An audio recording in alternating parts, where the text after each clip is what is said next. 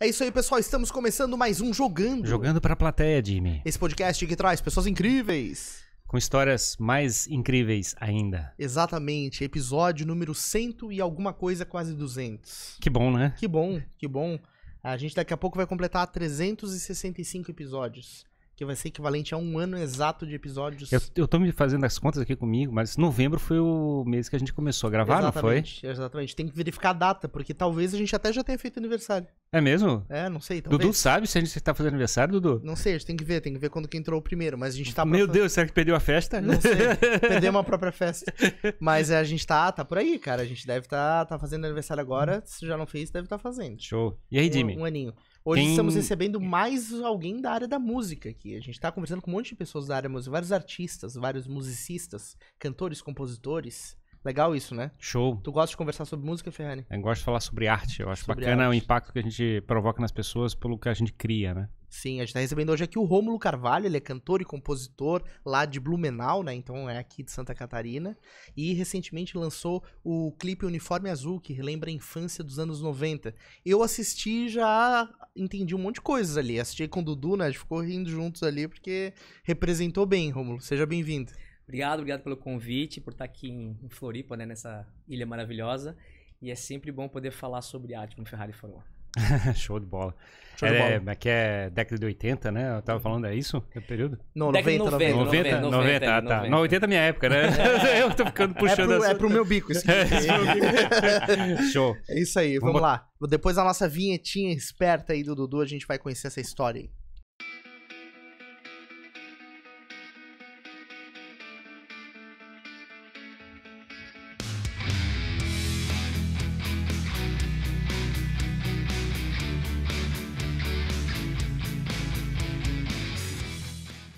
Vamos que vamos, então, em mais este papo aqui no Jogando Pra Plateia. Se você ainda não curtiu esse vídeo, já curte aí pra ele se espalhar e o algoritmo do YouTube ajudar a gente a mandar mensagem pra mais adiante. Então, deixe também seu comentário, né? Interaja aí com os nossos conteúdos. Já vai avisando o pessoal aí que esse é um conteúdo gravado, né? Exato. A gente vai estar participando no lado de comentários aí, mas isso é uma estreia. Exatamente. Então, a gente vai poder comunicar, mas nesse exato momento você não pode fazer pergunta pra gente. Isso, Sinto exatamente. Neste exato momento, eu e o Ferrari estamos em algum lugar incerto e não sabido, fazendo alguma coisa incerta e não sabida. Não estamos ao vivo. Mas, por favor, comenta Exato. e interage com a gente aí. Exatamente, tá? Então interage com a gente vai ter o prazer de responder nos comentários. Bora lá então fazer esse papo com o Rômulo. Rômulo, seja muito bem-vindo novamente, né? A gente, como eu te falei, tá conversando com uma galera aí da área da música, então é muito gratificante conhecer mais uma visão sobre esse setor. E antes da gente entrar no clipe lá e tudo que você tá fazendo agora, quero entender qual que é a tua história com a música, né? Como que você conheceu esse mundo, por que você começou a atuar nesse setor? Então, geralmente tem algum músico na família. Sempre No meu caso não tem ninguém, cara. Não? Não tem ninguém toca lá em casa. E o meu primeiro contato com a música para aprender um instrumento foi quando eu lembro de infância já, de eu botar eu gostava de fazer como se eu estivesse fazendo um show, botava um disco e tal, e aí eu botava as músicas para tocar no antigo toca-disco, né? E aí eu botava umas panelas da minha avó, assim, como se fosse uma bateria, e eu já desde pequeno fazia de conta que eu tava fazendo um show. Sim. Mas o primeiro contato de aprender um instrumento foi quando eu tinha mais ou menos uns 12 anos, eu acho. Tinha um vizinho meu, quando eu ia pra uma casa no verão na praia, e ele tocava teclado, e ele tinha feito aula durante um tempo. Ele era 1 ano e meio mais velho que eu, mas ele ia começar a dar aula. E aí eu comecei a fazer aula com ele de teclado, e foi a primeira experiência que eu tive de tocar um instrumento, de poder tocar alguma coisa, né? Foi um teclado. Antes disso, eu já brincava de algumas gravações, de fazer umas paródias em casa com um amigo meu. A gente botava um fone, botava um disco lá, fazia umas paródias e gravava em cima. Então eu sempre gostei dessa parte de mexer, de tecnologia e tal, de gravar as coisas. Mas foi no teclado que foi minha primeira experiência de aprender a tocar um instrumento, de aprender a ler a partitura e tal, e estar mais perto desse momento ali da música. E aí, cominha, mas que é as festinhas de colégio, de amigos, coisa parecida, tem um churrasco. Toca lá aquela minha música. Começou assim, é interessante porque o teclado ele é meio limitante, né? Você não pode levar para algum lugar. Então aconteceu uma coisa muito legal, que eu troquei de teclado, eu ia comprar um teclado melhor e eu vendi um teclado, né? Eu juntei um dinheiro e fui juntando dinheiro até comprar um outro teclado. E nesses 6 meses que eu fiquei sem instrumento, eu precisava tirar som de alguma coisa. E tinha um violão parado lá do meu tio. Violão sempre tem, né, cara? O violão, é que é um instrumento barato, né? Sim. Você consegue aprender a tocar um instrumento e ele é fácil, acessível. E ele é portátil, né? E ele é portátil, né? Você pode entrar numa roda, né? De amigos e meninas e tal, e tem um violão. Aí tem alguém que fica dedilhando lá, que não sabe tocar, né? Mais ou menos isso. E aí eu peguei aquele instrumento lá e falei, cara, preciso tirar som de alguma coisa. Eu tô aqui já 2 meses sem tocar nada. E aí eu comecei a fazer sozinho, pegar as revistinhas, que antigamente a gente pegava as revistinhas que tinha as cifras, né? E comecei a brincar ali, como eu já sabia mais ou menos a parte de harmonia e tal, por causa do teclado, eu comecei a tocar no violão, aí não parei mais. Daí aí fui fazer aula depois e tal, né? Então o violão acaba acompanhando, só que o violão, como eu falei, é mais prático, né? Você vai numa roda de amigos, você leva o violão, é mais fácil. O teclado tem que estar numa caixa e tal, é mais complexo. E também não dá pra te tocar assim, acompanhando, né? O violão você leva pra praia, leva pra praça, né? Leva pro colégio. Sim. Então fica mais legal pra você. Quem manja teclado aprende violão rápido? Cara, quem manja de música, assim, vai bem mais fácil pegar um outro instrumento, né? Porque você vai pegar, principalmente se instrumentos forem, por exemplo, assim, ó, o cara toca violão, ele vai tocar guitarra, ele vai tocar baixo, ele vai conseguir entender muito mais fácil e rápido esse outro instrumento. O teclado é um pouquinho diferente, porque é com teclas, né? Uhum. Então, só que como você tem a base, a teoria musical é padrão para todos os instrumentos, você tem que só transpor aquilo que você aprendeu lá pro outro instrumento daí. Uhum. É legal isso, cara, é massa. E daí tu no fim tu comprou o teclado que tu queria, o outro, ou tu ficou no violão? comprei o outro teclado e continuei com o violão, e daí comprei um violão e depois comprei uma guitarra e daí foi embora. E fui montando aquelas tradicionais bandas adolescentes ali nos anos 90. Então aí o que vocês faziam assim? Tu aquela clássica de se reunir com a galera pra fazer um som e tal, trocar ideia? Sim, primeiro eu comecei, né, a tocar esse instrumento e tal, daí eu lembro que eu comprei uma guitarra, né, porque você, né, quer tocar rock. Astro do rock. Você quer ser um astro do rock, você compra uma guitarra. Aí comprei a guitarra e comecei a achar alguém, né. Uma guitarra top, assim? Não, que nada, uma guitarra a mais barata que tinha lá, assim, a guitarra simples. E foi a que eu comecei a tocar e tal, e eu lembro, aí você começa a catar gente, né, você tem que achar gente pra formar uma banda, e você bota anúncio, né, na escola. Bota anúncio? Botava esse anúncio, não tinha internet, né? Sim. Aí você fazia o quê? Você botava um cartaz lá, procura-se baixista, procura-se vocalista. Não vou pagar nada, só tô procurando, mas vou... todo mundo querendo montar uma banda, né? E aí, conheço alguém que toca, vamos montar, vamos fazer e tal. E aí foi assim, daí eu lembro que desde o começo eu comecei, do início, né, eu comecei a formar a banda. Eu lembro que a gente já fazia os covers e eu já pensava em fazer música própria naquela época, porque eu tinha essa vontade de compor e de mostrar o que eu estava fazendo, assim. Eu acho que desde o começo, quando eu comecei a iniciar as aulas de guitarra e teclado, eu já tinha essa coisa de, nossa, eu quero fazer uma coisa minha, quero musicar isso aqui, quero criar uma melodia e tal. Essa coisa acho que veio meio desde a infância. Assim. Mas tua rotina era assim, era tocar ali a tua vida, os teus afazeres, e a música ia indo em paralelo, assim. Em paralelo, assim. Não era uma coisa principal na tua vida. Não, era paralelo, e aí eu fui montando bandas, aí tive outras bandas, fui indo pra frente, gravei e tal, comecei a gravar algumas músicas, participar de festival. E sempre... Começasse a participar com qual nome? Já tinha uma banda? Cara, teve algumas bandas, né? Teve algumas? Teve algumas bandas. Teve, eu acho que a que eu fiquei mais tempo foi a Garage Bloom, que a gente tinha, que eu achava esse nome horrível. mas banda é um problema, porque né? Porque era a garagem de Blumenau? Era exatamente isso, cara. É muito ruim, cara. Só que era esse ou... as iniciais dos nossos nomes que ia dar Roda Majorly, uma coisa assim. Daí eu falei, não, pelo amor de Deus, então vamos ficar com Garage Bloom mesmo. Era horrível. E tinha essas coisas assim. Mas é que banda é um exercício de democracia extremo, assim. Eu sempre falo que banda é uma coisa difícil porque como um casamento, pior, porque tem mais gente no casamento e sem sexo, né? Exatamente, é isso aí. Porque se você brigou, você não vai lá, transa e resolve o problema, né? Não, cara, é tensão. Mas, então, nessa época ali, eu já tinha essa banda, a gente ficou bastante tempo ali. Isso já era início dos anos 2000, ali, 2000 e pouco e tal. E aí a gente até participou de festival, gravou algumas coisas e participou do programa de TV e tal. Eu lembro que a banda foi, só que a banda foi se desfazendo e acabou.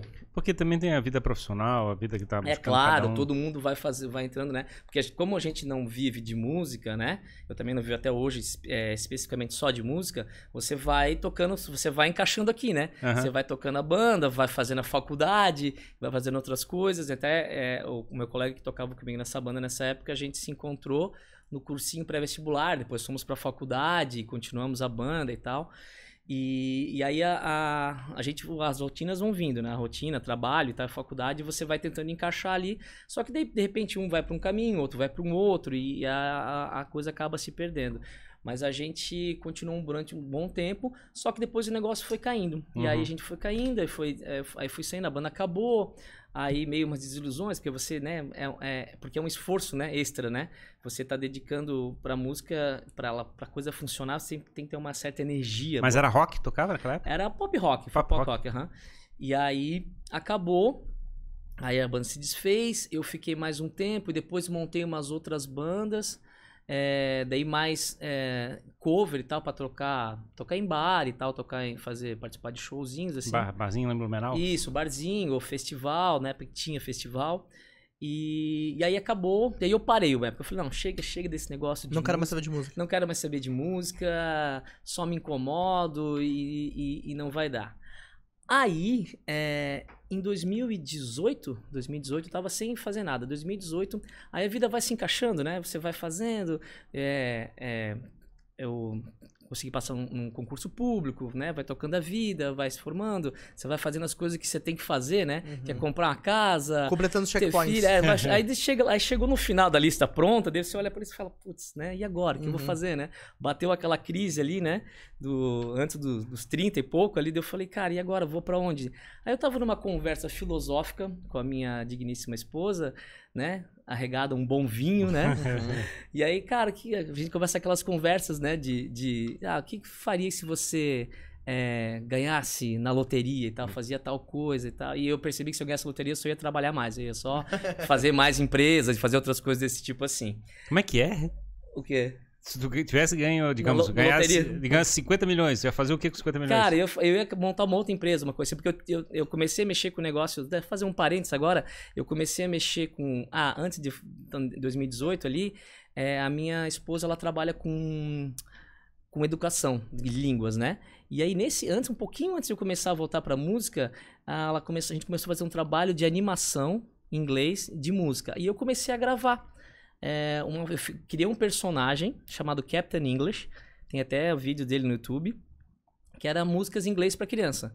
Eu fiz um personagem, animei ele, tudo, e comecei a gravar, daí voltei a gravar, porque daí tava com uma placa de áudio e tal, e gravando. Animação? Animação, tipo Galinha Pintadinha? Galinha assim? Pintadinha, exatamente. Só Caraca, que esse personagem... é complexo pra caramba, Quem fazia o desenho? Eu fazia o desenho. Também? Eu fazia. Cara, eu sou de TI, então tudo como é que faz o negócio, só a programação que é mais complexo pra mim. Agora o resto ali, como é que faz? Não, vamos ver vídeos aqui, eu começo a catar aí atrás e tento descobrir como faz. Mas fizesse colagem de vídeo ou desenhasse animaizinhos movendo? Eu fiz esse personagem animado, eu fui verificar que programa que fazia, na época eu tenho um programa da Adobe que faz animação, mas que era um Tooncast, eu acho que é um outro programa que faz animação. Falei, como é que faz animação? É assim, tutorial e aprendendo, e aí animei todo. Claro que não é uma animação complexa, né? Mas é uma animação 2D e tal, com o bonequinho. Criei esse personagem, fiz tudo isso. E o vídeo tem bastante... E hoje eu faço Bob Esponja. Como é que é o nome? Eu vou ter que procurar na internet. Captain English Songs. Captain English Songs. Tem uns videozinhos ali. Você fez muito? Não cheguei a fazer muito. Cheguei a fazer uns... Cara, que dá trabalho pra caramba. Eu imagino aquele negócio dá trabalho. Assim. É por isso que eles estão um pouco espantados. Assim, sabe, dá trabalho pra caramba. Dá trabalho pra caramba. É engraçado, assim, a gente fez esse negócio ali. E o vídeo que mais tem views é um vídeo de um poema do Dia das Mães que a minha esposa criou. que é um poema que é só o personagem lendo o poema e umas animações bem simplesinhas, com o texto assim. E, cara, eu acho que desde o Dia das Mães, as professoras querem mostrar para os filhos e o vídeo tá lá. E então, tipo, o vídeo tem, sei lá, mais de 200 mil views, uma coisa assim. Não, 500 mil, bateu 500 mil views, assim, sabe? Da Índia, geralmente. Da Índia, geralmente é algo... É, porque tem inglês, né, cara? Inglês, atinge o mundo todo. Foi bem nessa vibe aí.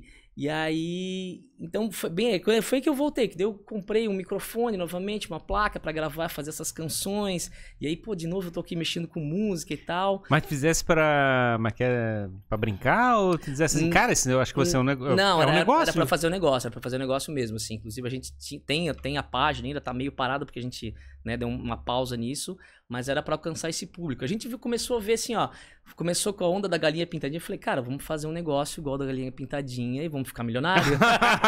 Porque as crianças ficam vendo em looping, né? É, em looping. Esse tipo de vídeo e tem tal. Um bocado de gente que produz animação no YouTube pra atender as crianças, exatamente, né? Assim. Na verdade, começou, sabe como é que eu falei que isso podia dar dinheiro? Porque eu vi uma vez um vídeo de um japonês maluco vestido de Homem-Aranha estourando balão com água dentro de uma banheira. Um vídeo ruim, mal feito, mas o vídeo tinha, sei lá, 2 milhões de plays. Eu falei, meu Deus. Como é que essa coisa ridícula funciona, né? Eu pensei, não, vamos fazer um negócio, tentar fazer um negócio bem feito. A gente fez esse trabalho. E tem um vídeo do... Como é que é? Do Baby Shark, né? Que é o mais famoso de todos. Baby Shark. Diz que deu mais views do que habitantes na Terra já, né? O Baby Shark eu acho que é o vídeo mais visto do YouTube. E foi bem nessa época aí, tá? Eu lembro de ver o Baby Shark nessa época e pensar, cara, dá pra fazer uma coisa desse tipo assim. A gente acabou não dando prosseguimento ao negócio, até porque entrou daí essa papo filosófico que eu tava falando. A gente falou, olha, se eu ganhasse na loteria, a gente podia investir mais no Captain English e tal.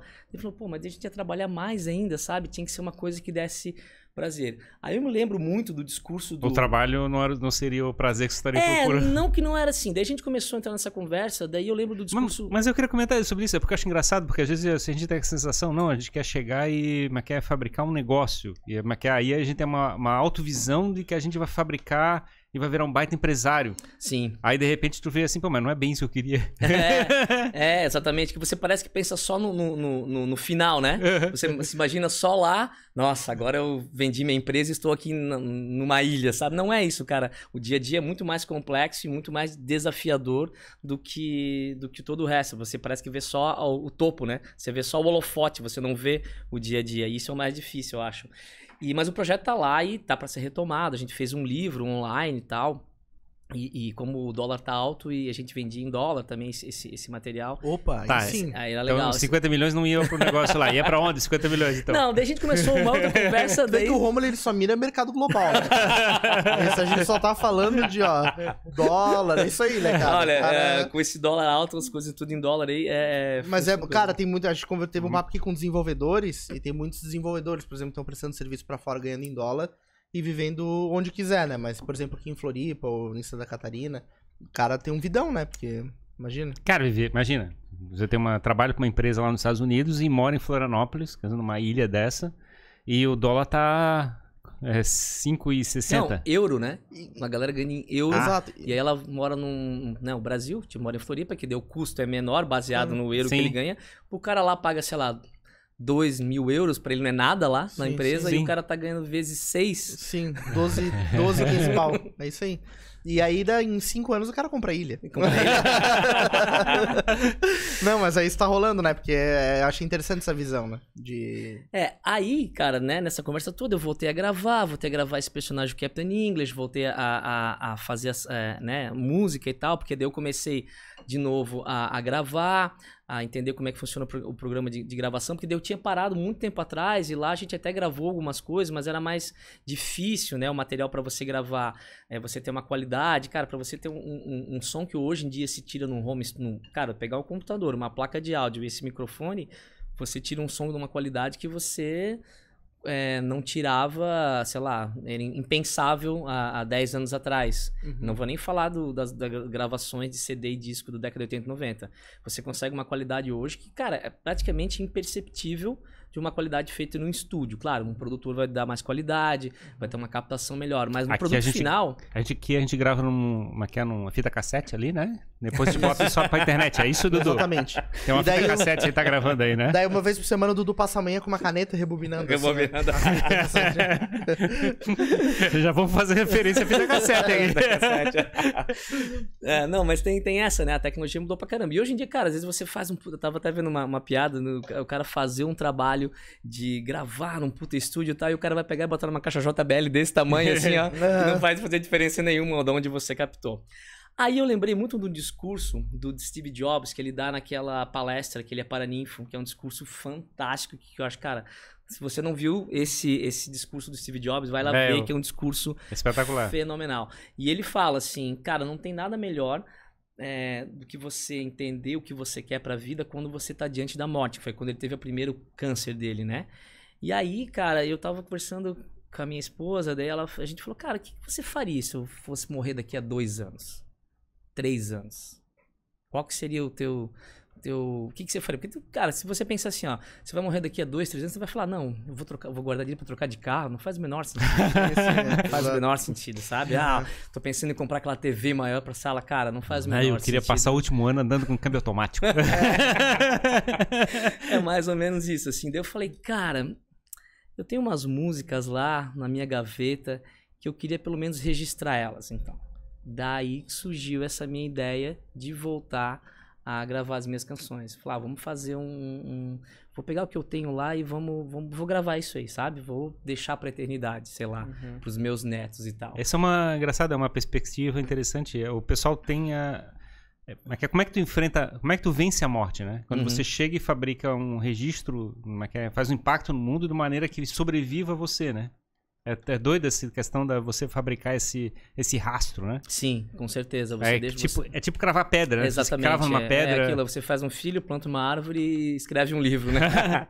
Ou canta uma música, toca uma música. Eu toco uma música. Mas é legal isso, assim, de fazer esse filtro. Porque quando você pensa na finitude, você começa a filtrar e mostrar pra você só o que é importante, né? O que é importante pra você? São teus amigos, a tua família. O que você quer? Os bens materiais. Porque a gente vive numa sociedade, né? Capitalista, blá, blá, blá. E que a gente vai mirando sempre numa casa maior, num carro melhor, num emprego melhor, em mais viagens. E você vai vivendo esse cotidiano, esse dia a dia, esquece do que realmente importa. Então, quando eu fiz uma peneira, eu falei, cara, seria legal, então, pelo menos eu pegar aquelas músicas que eu tinha lá e eu gravar alguma coisa. Então... Lembrasse alguma música em particular que tinhas feito lá no começo? Cara, aí entra o nerd, né? Aí eu peguei, separei as músicas, eu falei, como é que eu faço agora pra montar uma carreira? Aí fui dar uma estudada em music business, como é que eu vou fazer? Aí eu criei o meu Instagram, eu já tinha um Instagram, mas era um Instagram que eu não usava, daí eu comecei a trabalhar ele lá na música, comecei a crescer o pessoal, comecei a postar sobre coisas, fui atrás de produtor, fui atrás de entender como é que funciona o mercado hoje em dia de música, para poder fazer o meu trabalho. Daí eu comecei lá em 2018 e no final de 2019 eu lanço o primeiro single, que é Bem-vindo ao Fim. É louco isso, porque mudou muito, né, cara, a maneira de você se construir como artista e se posicionar, né? A gente sempre fala sobre isso. Hoje as coisas são muito mais acessíveis, muito mais fáceis. Em compensação, o mercado tá cada vez mais competitivo, porque todo mundo tem muito acesso a oferecer produto. Então também é mais difícil se destacar, né, mostrar o teu diferencial. Mas esse lado de parar e estudar o business da coisa é bem importante, né? Não, é essencial. Se você quer fazer um trabalho legal, um trabalho de alcançar mais gente... Porque, tipo assim, tem muita gente que fala assim, não, eu quero só fazer, mas eu não tô interessado em alcançar ninguém. Cara, às vezes as pessoas têm um pouco falta de ser sinceras consigo mesmo, né? Cara, se você fez um produto musical e você gravou ele e publicou, você quer que ele alcance o maior número de pessoas, você quer ter um feedback disso, ver o que as pessoas acham, ver como é que tá o resultado, assim. Então, quando eu fiz esse trabalho ali, de começar a fazer, era pensando nisso, assim, não, vou fazer um trabalho da melhor maneira que eu consigo fazer, com a limitação financeira que eu tenho, pra gente conseguir o melhor resultado possível, assim. Então, eu comecei a trabalhar em 2018 ali, né, aos pouquinhos, separar o repertório, aí fui achar um produtor, isso é uma coisa bem legal, que não tinha muito acesso, né, porque eu tava ali na década de 2000, quando eu comecei em 90, 2000, porque não tinha produtor, né, você tinha gravador, né, você chegava num estúdio e falava, eu quero gravar uma música, e o cara falava, beleza, o cara apertava o botão REC lá e você gravava, e o produtor faz outro trabalho, né, o produtor ele vai lá, separa o repertório, ele vai trabalhar em cima dos teus arranjos e tal, ele faz uma outra coisa, ele pega você como músico e tenta levar por outro lugar, né? O gravador é como é que é? Um taxista, literalmente, né? Ele tem lá um medidorzinho de tempo lá. Tcham. Exatamente. É mais ou menos isso. Ele só tô aqui pra gravar, cara. Tô aqui pra gravar, exatamente. Não tô aqui pra interferir no que você vai fazer ou não.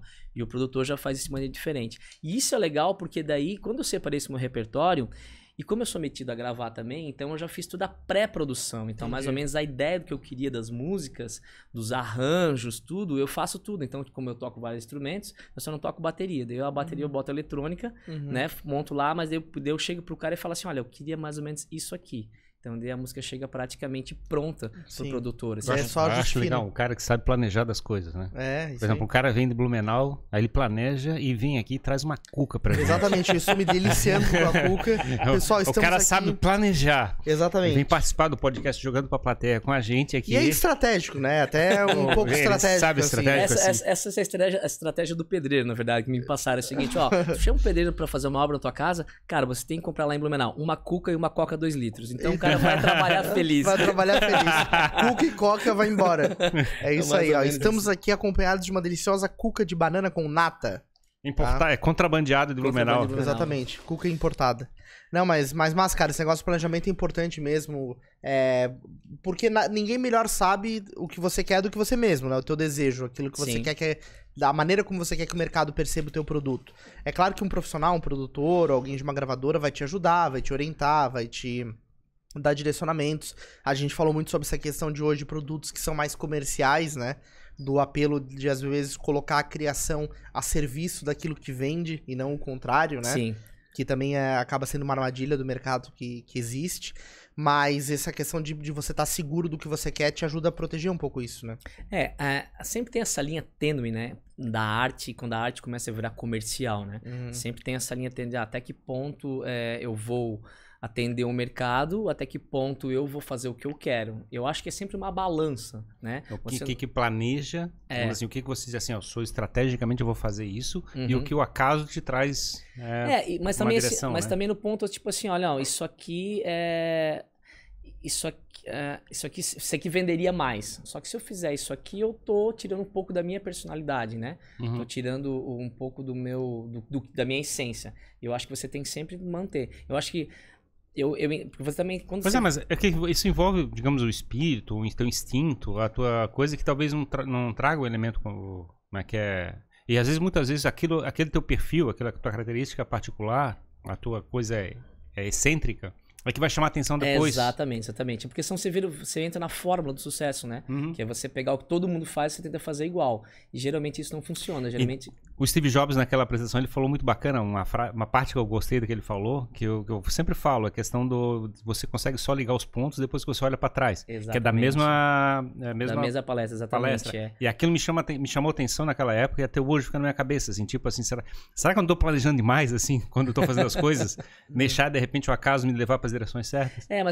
Mas eu entendo quando ele fala isso, que é assim, ó, cara, vai fazendo o teu caminho, que ele vai te levar em algum lugar e você só vai ver esse desenho no final, né? Então vai fazendo. Então talvez eu comecei lá atrás com música, daí parei. Aí quando eu voltei com o Captain English ali pra gravar, surgiu de volta isso aqui e o negócio é ir percorrendo o caminho, assim. Eu acho que é nunca parar, eu acho que esse é o principal desafio, assim. Tu falou que tu tinha algumas coisas já produzidas, guardadas e tal, tu é compositor, né? Isso, Então como é que era isso, assim? Tu tinha letras escritas, manuscritas, letras do computador? Essa primeira música, esse primeiro single veio disso ou não? Sim. Aí quando eu separei essas canções que eu já tinha algumas coisas gravadas, né? Tu tinha já áudios e tal? Eu tinha áudio, tinha inclusive áudio com instrumento e tal, assim, eu gravei algumas coisas em casa, então botava uma bateria eletrônica, daí gravava uma guitarra, gravava um baixo, gravava um teclado e tal, eu já deixava a música mais ou menos pronta do jeito que eu queria. Quando eu separei esse repertório do que eu queria gravar ou não, eu comecei a perceber que tinha uma temática em comum dessas letras, que era sobre o fim, né? Fim de relacionamento, fim de ciclos e tal. E a música que mais tinha sucesso, assim, dessas que mais se destacava, era uma música chamada Bem-vindo ao Fim. E aí tá pronto aí a ideia do álbum, né? E aí eu separei, na verdade, 5 canções. Eu separei algumas canções, a gente foi trabalhando junto com o produtor e a gente separou elas. E nessas entraram mais 2 canções que eu acabei compondo nesse período agora. E aí, Foram 5 canções, eu lancei um EP, né? Um EP, né? Pra quem não sabe, o EP é um álbum de 5 canções, né? São menos canções. O EP. O que significa EP? Eu acho que é Extended Play, porque daí vem de Long Play, que Long Play é um... É muito longo. É, muito longo, exatamente. Extended não é tão grande. Como é que funciona o mercado, né, da música? Antes da década de 60 ali, dos Beatles e tal, né, Pink Floyd, não se fazia álbum, se fazia singles. Se você lançava uma música atrás da outra.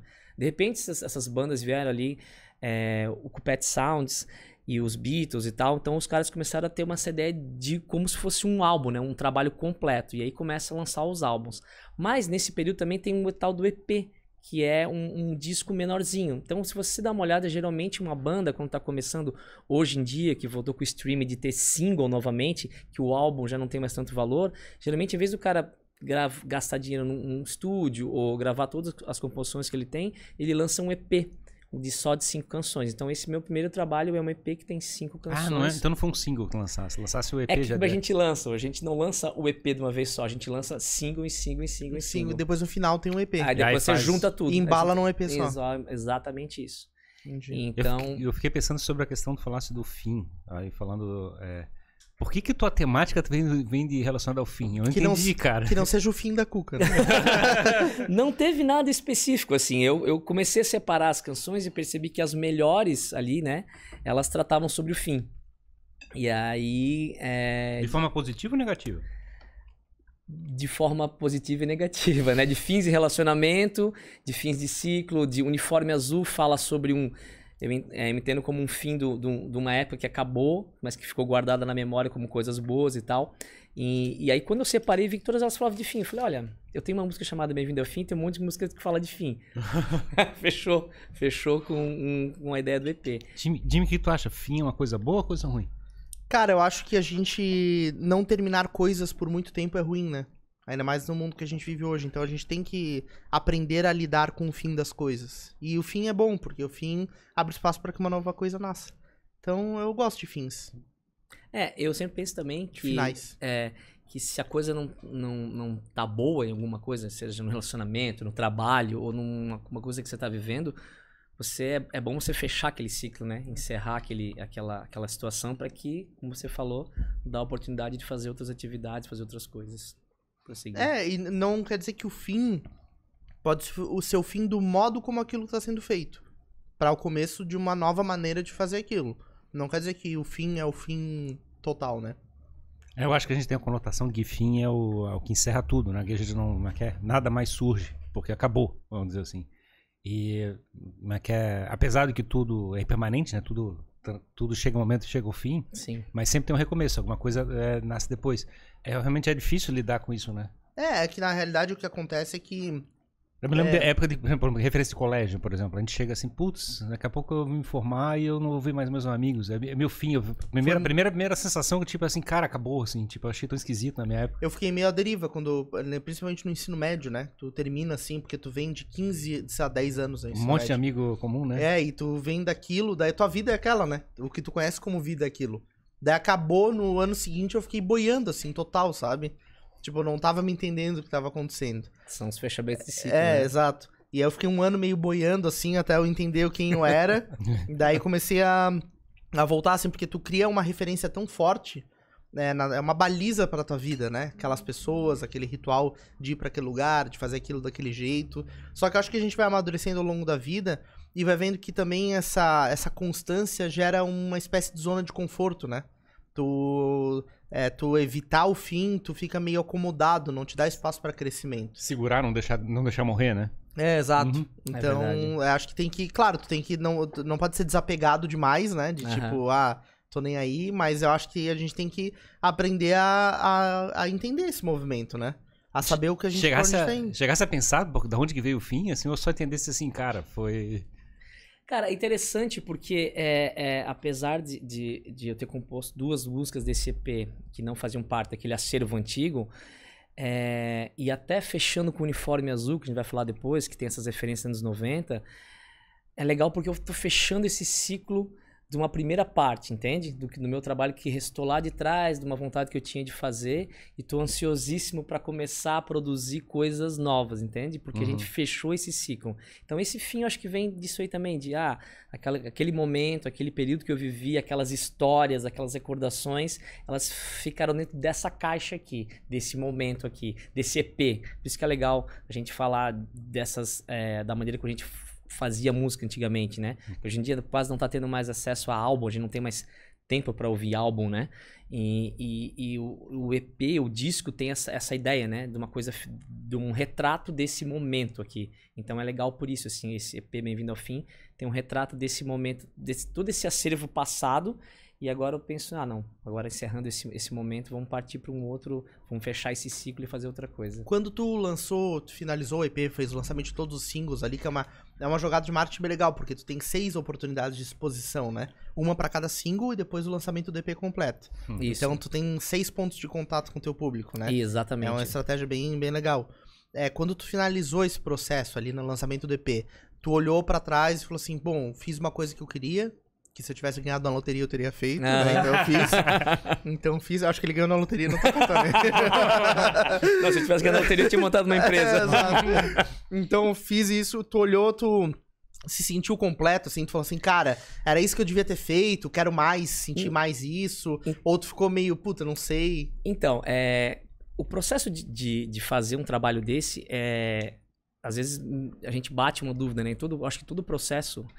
vocês trabalham com empreendedorismo, sabe disso também, porque eu também já tentei algumas coisas. Então, às vezes a gente tem um foco, a gente acredita pra caramba e vai atrás.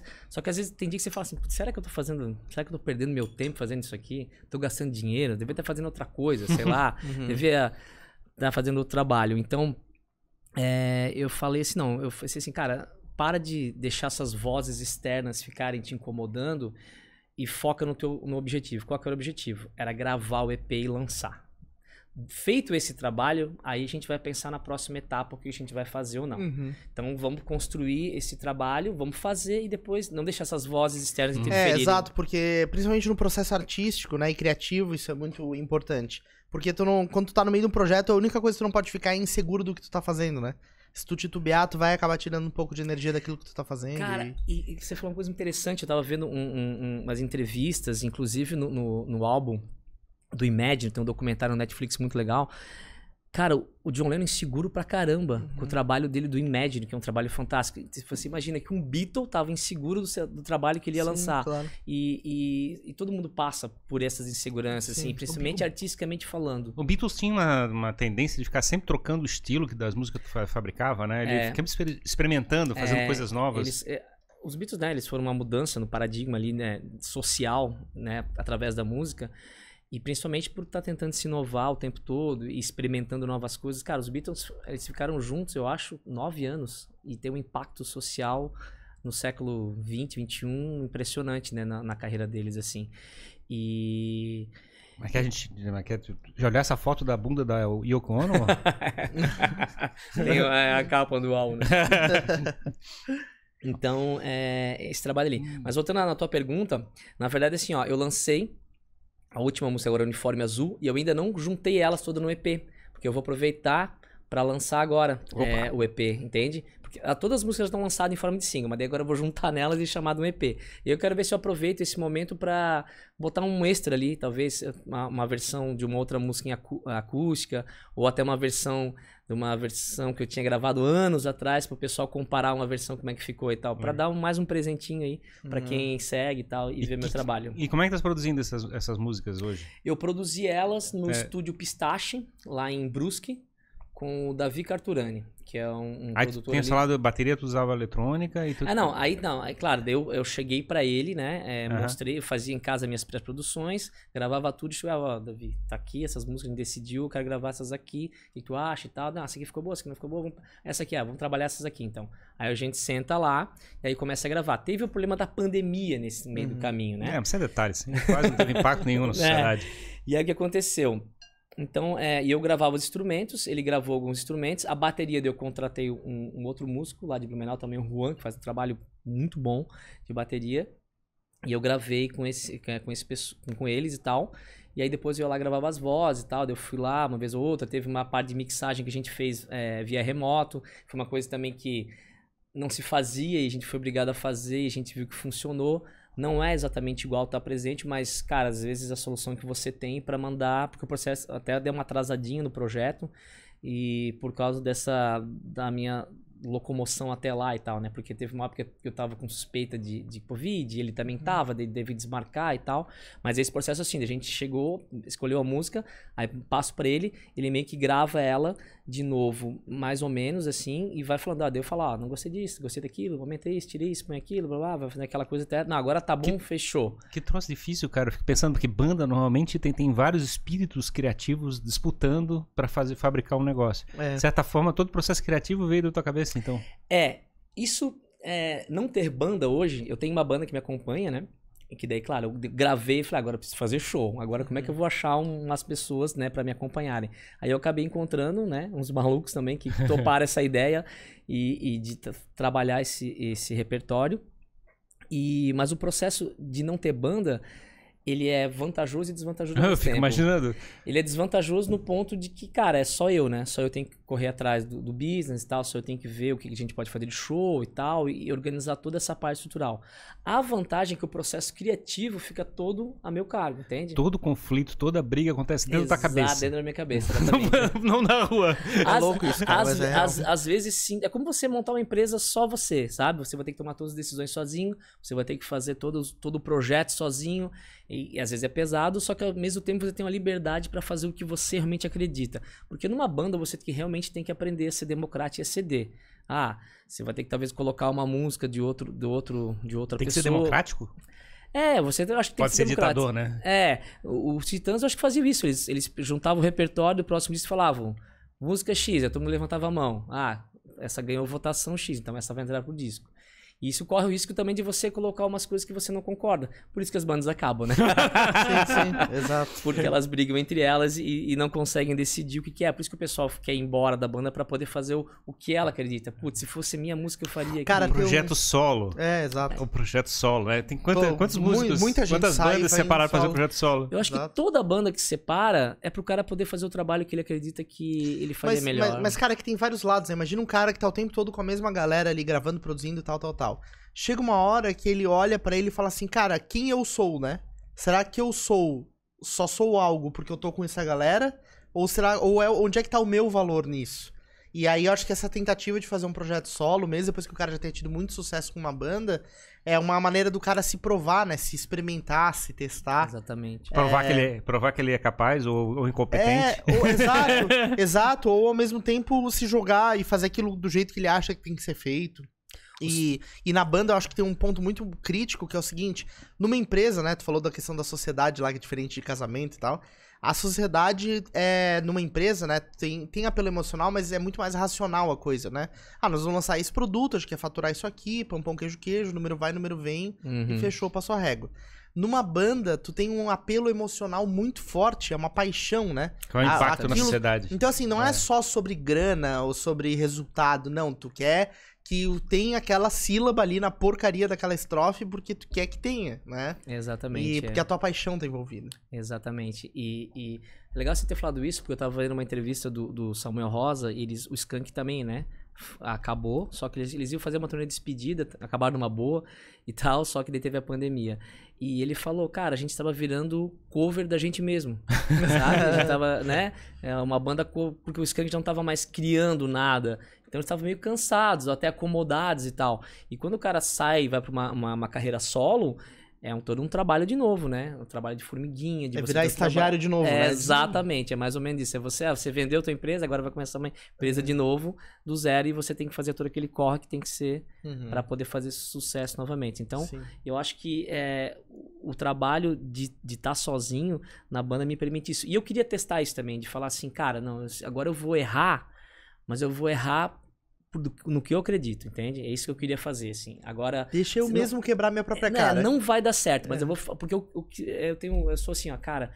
Putz, não deu certo, mas também não foi exatamente o que eu queria ter feito, sabe? Agora eu quero assim, não deu certo, beleza, não funcionou, mas agora fez exatamente o que eu queria. Aí você se sente até realizado, eu acho. Sim. Porque você fez o que você tinha pensado. E quando você tá com outras pessoas em banda, você vai fazer o que o conjunto decidiu fazer. E a pior coisa que tem é tu viver com aquela pulga atrás da orelha, né? Com aquela coisa que te incomoda, porque, puta, não deu certo. Ah, falei, não, eu devia ter feito desse jeito. Então, quando tu vai lá e tu tira a prova real, tu vai fazer do meu jeito. Exatamente. Dando certo ou dando errado, tu vai voltar pra casa com a reflexão do aprendizado ou do eu tinha razão, né? Então, exatamente. tu, digamos assim, tu passa uma régua, né? Tu limpa a tua cabeça. Os irmãos Gallagher, do Oasis, que vivem brigando, as músicas que fizeram sucesso, ele Don't Look Back in Anger, eu não lembro qual que é a outra, ele fez e, cara, eles sempre brigaram a vida toda, e daí quando o álbum estourou e foram as músicas dele, ele falou, cara, será que eu devia ter feito essas músicas solo? Será que daria certo solo também? E aí fica aquela pulga atrás da orelha, tanto que depois eles brigaram, ele saiu de vez, né? Mas fica essa sensação de, cara, se eu tivesse feito isso aqui sem o chato do meu irmão, será que teria dado certo também? Exato. Então a gente fica sempre nessa busca de fazer. Mas eu acho que é o que você falou, é a realização pessoal e de fazer, não, beleza, não deu certo, tudo bem, mas eu fiz o que eu realmente queria fazer. Eu acho que é se botar nesse teste assim. Por isso, quando eu retomei o meu trabalho, eu pensei, não, vou fazer do meu jeito, vai ser mais difícil, vai ser mais solitário, mas eu quero fazer do meu jeito, porque eu quero errar os meus erros. Por conta própria, digamos assim. E o único ruim que eu vejo do fazer sozinho é que às vezes pode chegar assim, é que dá aquele dia ruim, assim, que tu chega assim, por que eu comecei isso, né? Tipo assim, e é muito fácil chegar e dizer assim, cara, desisti e acabou, porque eu não preciso dar satisfação pra ninguém. É verdade. Fecha a lojinha e vai pra casa. Fecha a lojinha e vai pra casa. Mas esse é um exercício que tem que fazer. Mas é que a gente, voltando lá no começo, a gente falou sobre de eu encerrar meu EP, que eu vou fechar ele agora, e vou fechar esse ciclo, foi que eu falei assim, daí aí a ajuda da família, da minha mulher, falou, tu botou um objetivo que era você lançar o EP. Então, eu vou lançar esse EP. Aí, o objetivo era fazer isso. Agora lançou, ok. Fechamos essa etapa. O que eu vou fazer agora? Vou desistir? Beleza. Se eu desistir, tá tranquilo. Eu fiz o que eu pensei em fazer, que era o meu sonho, meu objetivo, gravar esse EP. Opa, peraí, tá legal. Foi uma caminhada legal. Estamos aqui, tô aqui, dando uma entrevista pra vocês. E tô seguindo esse caminho. Então, pô, já tá, né? Pô, que legal. Já valeu. Já valeu e já tô pensando, opa, talvez agora o próximo disco aí e tal... Vamos trabalhar alguma coisa assim. E como é que foi essa história do uniforme azul, assim? Como é que rolou? O uniforme azul é legal porque... Assim, que é teu último lançamento. É o meu último lançamento e ele fala exatamente, né? Desse grupo de colégio. O que acontece? Eu tenho um grupo da escola que a gente se formou... que é um grupo que ficou... tem uma expressão em inglês que é time of your life, né? Que é aquele momento da sua vida que te marca bastante. E tinha uma turma do primeiro ano do ensino médio que a gente era bem amigo e foi quando eu comecei a sair e tal, e meninas, e namoro e tal. E esse pessoal que ficou bem próximo naquela época, a gente se reuniu 10 anos depois. Essa turma era de 96, a gente se reuniu em 2006, aí depois se reuniu em 2016 e agora voltou a se reunir novamente. Né? Por causa da internet fica mais fácil e tal. E depois que eu voltei de um desses encontros, eu escrevi essa letra dessa música, falando desse reencontro, daquela galera de escola, e como é bom você ter essas memórias, que são as coisas que você fica guardado, que você leva pra sua vida, são esses momentos que te aquecem o coração, eu até falo na letra. E aí, quando eu compus a canção, eu joguei ele também uma gaita de boca e tal, pra dar essa lembrança meio que me lembrava Nenhum de Nós e tal, aquela pegada do rock anos 90. E aí eu gravei, e aí pensei, cara, vou fazer um videoclipe agora falando dessa época. Daí a gente fez um videoclipe ali todo estruturado como se fosse um quarto adolescente dos anos 90. Louco. E aquele pessoal do final do clipe são os meus amigos que da escola. Estão numa mesa, assim. Ah, é verdade, então. É verdade. É verdade esse bilhete. É verdade esse bilhete. Aqueles amigos lá são o pessoal da escola realmente. Amigos de anos lá, sabe? Como é que foi pra remontar uma cena de anos 90, assim? Cara, que trabalho. Porque foi louco. Cara, eu vi, realmente, era aquilo ali, era o meu quarto aquele, sabe? Tipo, eu olhei ali, tipo, era exatamente o meu quarto, era aquilo ali. Aí eu falei, cara, que loucura, sabe? Coisa que eu nem lembrava, o MSN entrando, assim, tipo, porra, cara. Que legal. Não, foi um trabalhão, assim, né? E, cara, ia estar tudo no independente, né? Então você tem que correr atrás das coisas. Vocês conseguiram um computador que ligava com o Windows naquela época, assim, isso... Cara, ou foi um truque de edição? Aí é mágica mágica da edição, né? Na verdade, é conseguir um computador, aí você começa a falar, ó, alguém tem um computador, aí eu tenho um monitor não é LCD, eu preciso daquele antigo mesmo, aquele bege e tal. E aí eu consegui o computador, aí o Super Nintendo eu já tinha. Aí, cara, eu fui atrás de sebo, de pegar tem fita. Tem uns posters também. Tem os posters de imprimir. Aí fita VHS, tu vai no sebo, pega CD, pega um monte de coisa. E aí o computador, aí é a TI, né? Aí eu fui lá e tem uns simuladores de sistema operacional que você entra e tal e coloca lá os programinhas. Ah, legal. Software é a parte fácil. O complicado é o computador, a hardware, né? E aí tem o Winamp, que é o player que a gente usava naquela época, o MSN. Aí eu fui ver como é que o MSN funciona, como é que eu vou fazer? Cara, eu fui lá atrás e tem uns simuladores de MSN. Não é mais a Microsoft, a rede, o server, mas ainda é um sistema que funciona. Tem gente usando? Tem gente usando. Cara, tem gente usando, tem um pessoal que Caramba, usa. Eu tinha uma raiva daquele MSN. Porque quando tu entrava naquela porcaria, quando o pessoal mandava mensagem, a tela tremia. Cara, que troço, é o chamar a atenção aqui lá. Só que tu não podia usar muitas vezes seguidas, né? Tu tinha que fazer uma vezinha, dar alguns segundos e fazia mais uma. Não podia fazer direto. Quando eu vi a primeira vez, assim, eu nunca vou usar essa porcaria. E daí tu botava assim no teu nick, assim, tô eu aqui, mais fulano, mais não sei o que, mais não sei o que, botava o nome de todo mundo. A galera entrava e saía pra chamar atenção, daí ficava aparecendo notificação. Negócio muito louco. Eu nunca usei o antecessor do MSN era o Mirk e o ICQ. Não, o Mirk era pra outra coisa, né? Não, eram os dois mesmo. Tinha... E ICQ? E o ICQ, os dois são contemporâneos, o Mirk e o ICQ? Acho que ICQ antes, é? Não, é Mirk, ICQ e MSN. Ah, tá. Mirk é IRC, né? Era um programinha que tinha uma sala de bate-papo, né? Isso, da internet. Isso. E o ICQ? O ICQ não, o ICQ era da... O ICQ é tipo era um software, né? O ICQ era tipo um antecessor do MSN. Que daí você também ligava, só que daí também você tinha um número lá de ICQ que as pessoas se encontravam por lá.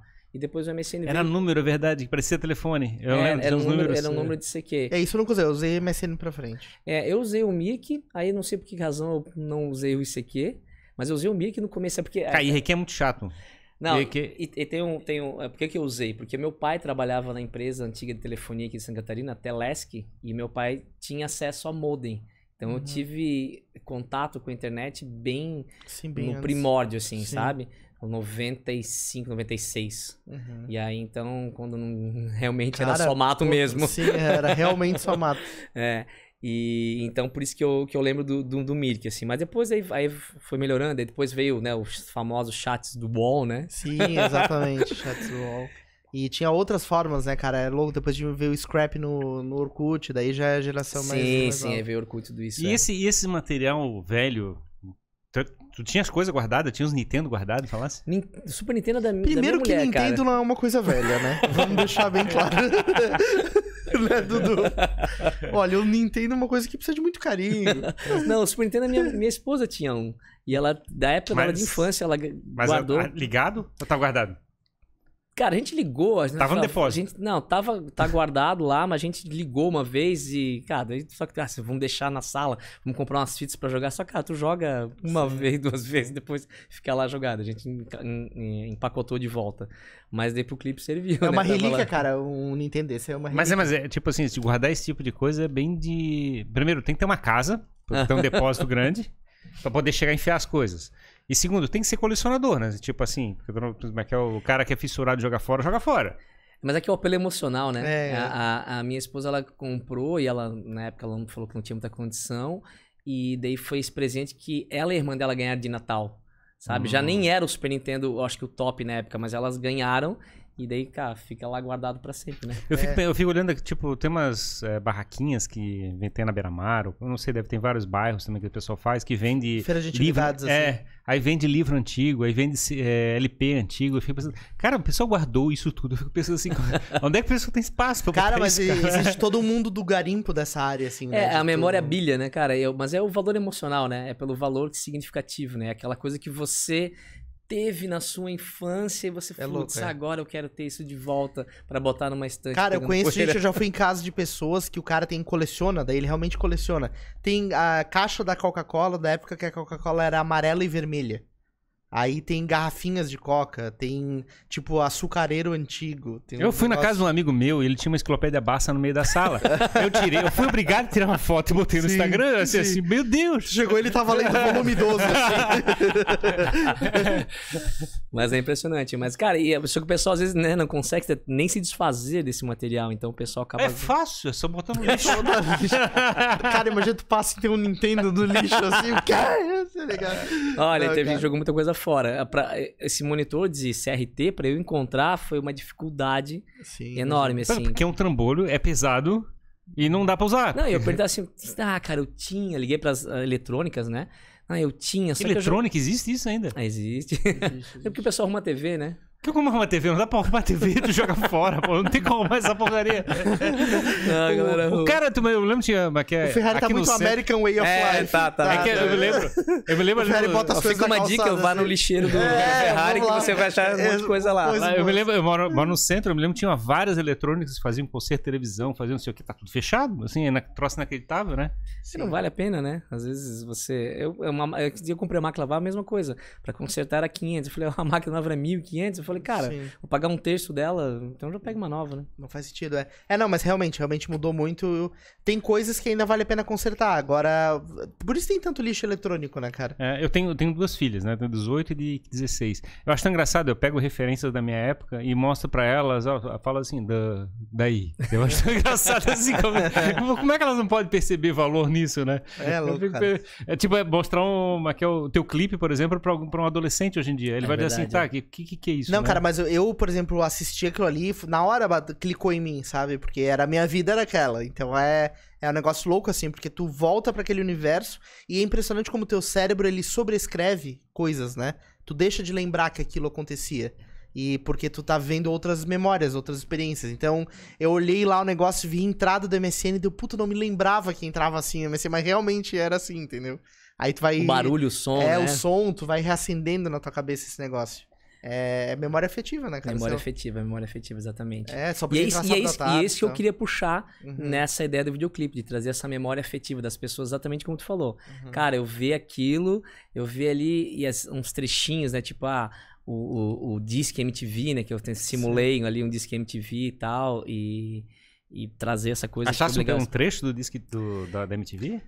Não, assim, a MTV tem um problema, né? O acervo dela tá apodrecendo lá, porque Abril foi vendida e tá lá, e esse acervo da MTV, ninguém tem acesso e ninguém digitalizou.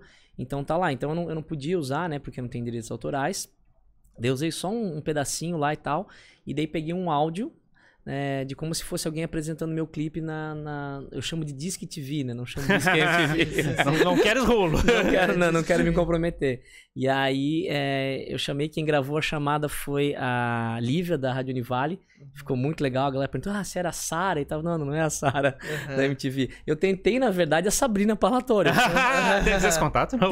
Tentei o contato, falei com o irmão dela, que empresaria ela, só que ela tava com um monte de trabalho e tal, e não conseguiu fazer. Sim. Porque eu falei, eu vou direto na fonte, né? Claro, se é pra eu levar o não, vamos levar o não mais bonito. Mas ela tava com outros trabalhos e tal, ela tem um trabalho legal de câncer, porque ela teve, então ela dá um monte de palestra, um monte de coisa, e tava envolvendo em outros projetos e não conseguiu fazer. Mas daí eu usei a voz da Lívia e ficou bem legal a chamada. O Ferrari brinca comigo que eu não assistia a MTV, realmente não assistia muito. Mas é que eu nasci em 91. E aí eu fui eu assistia a TV Cruz, Castelo Rá-Tim-Bum, sabe? Não assistia... porque MTV era uma parada mais da galera que era adolescente nos anos 90, né? Exatamente. Então, não tinha internet, né, cara? A gente ficava chocado, porque a música, antigamente, eles só escutavam em LP, né? Até chegar no CD... Mas eles não tinham imagem. Não tinha imagem, E clipe era uma coisa que passava na TV. Fantástico. Era tipo... Eu lembro do... Como é que é do Michael Jackson, que é naquele clipe do... Black or White, né? Não, Black or White é bem depois, né? O primeiro que ele fez lá, mais famoso, é aquele que ele veste lobisomem, bem antigo. Tá, como é que eu me lembro de ter visto no Fantástico, eu tenho um flash. Do Dudu, sabe? Thriller. Do Thriller. Eu me lembro de ter visto no Fantástico quando eu era bem pequeno. O Dudu sempre sabe, o Dudu ele é um poço de conhecimento de cultura pop, cinema, música, pode perguntar o que tu quiser pra ele. Qual era a cor do Smurf de 1950, ele vai saber. Sem peso. E aí agora a gente olhava na MTV, olhava as músicas já estavam na nossa cabeça, quando a gente escutava na rádio, e aí via a imagem de toda uma arte produzida em cima da música que a gente já tinha escutado. E o legal da MTV, além de você conseguir ver a imagem, né, ver o cantor e tal, a MTV tinha todo a MTV era descolada, né? Ela falava a linguagem do jovem, era legal. Você tinha lá sobre sexo, sobre camisinha e tal. Tinha o Thunderbird, que falava que a gente enrolado. Blá, blá, blá. Tinha o Thunderbird, tinha toda aquela Sabe cena que é o jovem. Sim, aham. Tinha Tu me mostrou depois. Então tinha toda aquela cena jovem, isso que era legal da MTV, né? Então todo mundo assistia, né? Que era jovem e tal, né? No começo eu acho que era só na antena parabólica e tal, mas era bem legal. E essas imagens, por isso que eu quis trazer, né? Cara, vou botar nos 90, tem que botar MTV ali pra galera ver. Então tem revista também, né? Sim. Tá ali o personagem, que é meu filho, né? No caso, fazendo ali. E vendo revista, a gente não lê mais revistas, né? Não vê as revistas, não vê mais álbum e tal. Eu até fiz uma pesquisa esses dias, ia até fazer um vídeo falando sobre isso. Cara, por que a gente não ouve mais um álbum inteiro, né? Por que a gente não ouve mais? Além de ter álbum o tempo todo, né? Você não teria condições de ouvir. Cara, um álbum, eu fiz uma conta matemática por cima, baseado em preço do CD em 97 e salário mínimo. Hoje um CD custaria mais ou menos 120, 140 reais. Então, cara, imagina você... se você fosse comprar um CD hoje, cara, você não ia poder comprar 10. Digamos que não tem internet pra você ouvir. Você tem que comprar um. Claro. Por isso que você ganhava um CD de Natal, de aniversário. Ganhava de presente. Ganhava de presente. LP, ganhava de presente. Então, quando você ganhava um CD, você ganhou um e você vai ficar ouvindo aquele CD durante uns 3, 4 meses. Sim. Por isso que você ouvia todo o álbum, você abria o encarte, você lia o encarte, você via a capa. Você tinha toda a experiência desenhada. Toda a experiência, exatamente. Valorizava aquilo. Valorizava aquilo. Hoje, cara, 10 artistas lançaram 10 álbuns no Spotify, cara, você não vai prestar atenção. Eu me lembro que no aniversário eu ganhava, digamos, 3 LPs, por exemplo. Aí eu falava assim, putz, tem um monte de música pra escutar, vai dar um trabalho. Tipo assim, eu queria escutar tudo das músicas que eu tinha recebido, eu me lembro disso.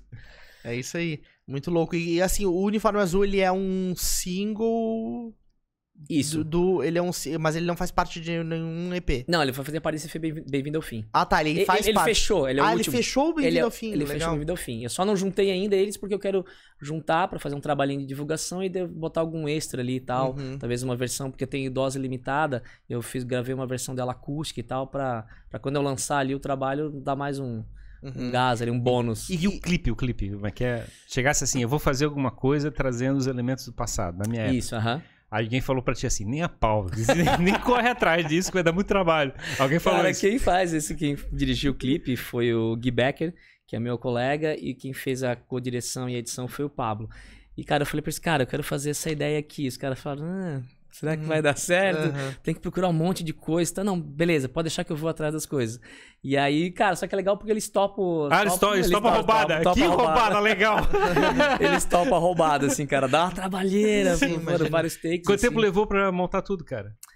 Cara, que foram 3 partes, né? Tem a cena dos adolescentes no quarto, tem a cena da banda e tem a cena do bar lá com meus amigos. Então foram 3 dias, né?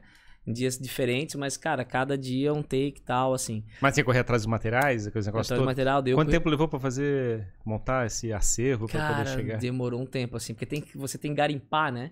Fica imaginando. Tu montou isso na tua própria casa, esse quarto? Na minha própria casa, Então tu tinha uma máquina do tempo, podia brincar de máquina do tempo, né? Chamava um amigo, seguinte, eu vou te levar pro passado. Abriu o olho do cara, pelo amor de Deus. Mais ou menos isso, eu usei o quarto do meu filho, né? Falei, teu quarto vai ficar temporariamente como um quarto dos decoração temática anos 90. Anos 90. Daí montei tudo lá, a mesa e tal, né? Fui atrás de fita VHS, cara. Eu tenho a fita VHS lá do filme do Leonardo DiCaprio, qual que é que ele fez nos anos 90, Romeu e Julieta. Então, cara, fui lá em Blumenau tem um sebo que é bem grande lá, que tem bastante material, então depois correr atrás. Tu tinhas guardado fita VHS? Não, eu fui lá no sebo. Bom, achei estranho ter VHS guardado em casa. Não tenho. Mas eu tenho, a minha mãe, na verdade, na casa da minha mãe tem fita VHS de quando eu era pequeno, assim. Mas de aniversário, né? De fita caseira, né? Exato, aquelas fitas que meu pai gravava. Tu tens um DVD player, um Blu-ray player? Tem, pior que tem. Em casa? Pior que tem. E usa direto? Não. Ele só tá lá. Mas não jogou fora também, né? Não. Porque, porra, é um Blu-ray. Ele lê Blu-ray disc. Entendeu? Não Eu tenho um lá também. Não tá ligado o cabo e não tá na energia. Tá lá alguém vai pegar lá, né? Alguém vai botar fora. Não, isso aí é um Blu-ray, cara. Então, tu vai ver o quê? Não tem nem onde comprar, né, cara? Blu-ray mais, cara. É difícil, não, cara. é que, pô, na época era muita ostentação o Blu-ray. Verdade, O DVD verdade. já foi ostentação. É que fazia HD, não era? Exato, porque tinha fita, daí quando veio o DVD, meu Deus, assim, o mundo mudou. Aí, do DVD, daí lançaram um update, assim, que era o Blu-ray. Sim. E aí era Full HD e tal. Qualidade de imagem muito boa, que a gente consegue hoje no stream, né? Exatamente. Mas eu sinto falta só o do... stream é 4K, né? Mas é melhor, né? Mas eu sinto falta, por exemplo, assim, ó. No Blu-ray você comprava o Blu-ray do filme, aí tinha uns especiais, tinha outras coisas. Verdade. E você não tem mais isso, né?